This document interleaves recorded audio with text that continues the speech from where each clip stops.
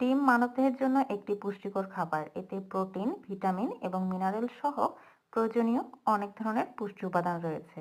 ডিম উচ্চমানের প্রোটিন সরবরাহ করে, যা পেশি গঠনে সহায়ক। প্রতিদিন 1 থেকে 2টি ডিম খেলে শরীরের প্রোটিনের চাহিদা মেটানো সম্ভব। ডিম সিদ্ধে ভিটামিন এ, ডি, ই, বি12 এবং খনিজ যেমন সেলেনিয়াম, আয়রন এবং জিঙ্ক থাকে।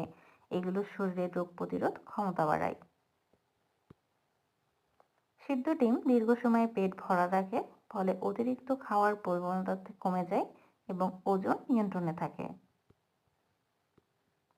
ডিম সিদ্ধ নিয়মিত পরিমিত পরিমাণে খেলে ভালো কোলেস্টেরল বাড়ে এবং হার্টের জন্য উপকারী প্রভাব ফেলে। ডিমে থাকা কোলিন মস্তিষ্কের স্বাস্থ্য উন্নত করে এবং স্মৃতিশক্তি বাড়াতে সাহায্য করে।